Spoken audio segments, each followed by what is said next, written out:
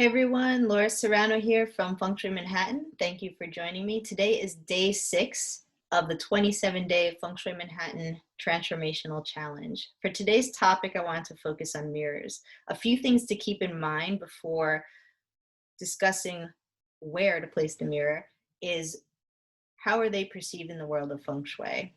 4 main categories to keep in mind. They can expand energy, they can push energy away, they can double whatever they see, and they can have the potential to record history. Now, that insight or observation is pretty interesting because on a daily basis, depending on where that mirror is positioned throughout the home, it's constantly seeing what's going on. So that seeing is not just in the physical, it can also be in the mental discussion, energy, frequency, the thoughts, they do resonate out. It can also be in your emotional feelings that also resonates out from your body. And so that permeates into everything, the walls, the floor, and then of course we have the mirror.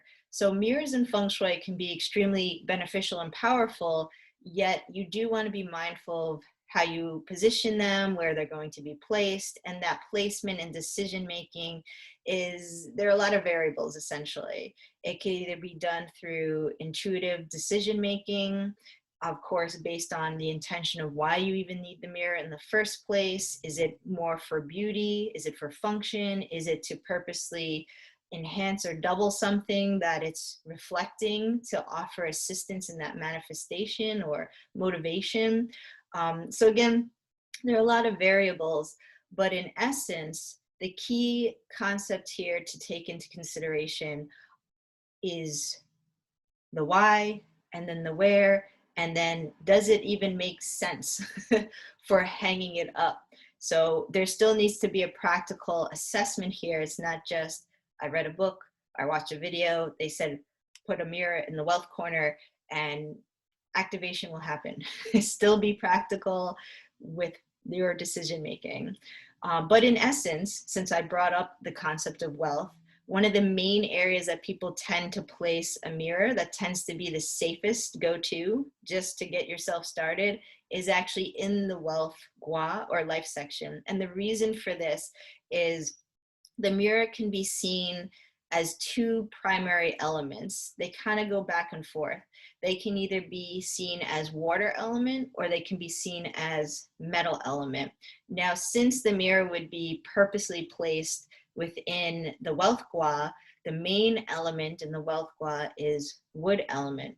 And the element that supports or nurtures the growth of wood is water element. So that's one of the main reasons why a mirror is usually encouraged in the wealth area. Now, another perspective to that is depending on what the functionality of the room is that's located in the wealth area. Let's say hypothetically it's an office, which is perfect.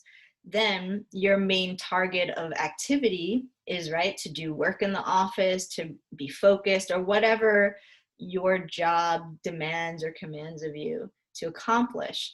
So whatever that mirror sees within the office, it has the potential to enhance motivation, to enhance wealth. And wealth, again, will be defined depending on your personal interpretation. Is wealth more income? Is wealth more freedom of time? Is wealth related to saving up money so you can travel or pursue other creative endeavors, XYZ? So these are just some base guidelines, but just giving you another insight into the world of how mirrors can be utilized, and it becomes a very personalized discussion depending on where the mirror is going to be placed, the function of the room. And now moving on to the anatomy of the mirror, there are a few key principles to keep in mind with that as well.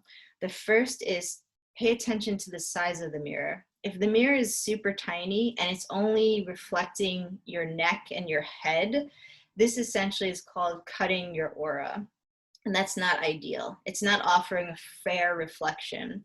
If that mirror is big enough where it can at least capture your chest, your head, and your shoulders, this is called capturing your aura. So that's a lot better. So if you can, try to avoid any mirrors with a small diameter or shape, and also any mirrors that have reflections that are fractured or cut up. That's not ideal. You always want something that's whole and complete, and that in itself is a powerful metaphor. Even pay attention to the tiniest details of the mirror frame. That's important too. Just like we spoke about with the plant leaves and those shapes, same thing with mirror frame shapes. Avoid things that are jagged, pointy, prickly looking, and instead try to opt in for either more smooth, curved, or even just base geometric mirror frame shapes. Those are going to be much better.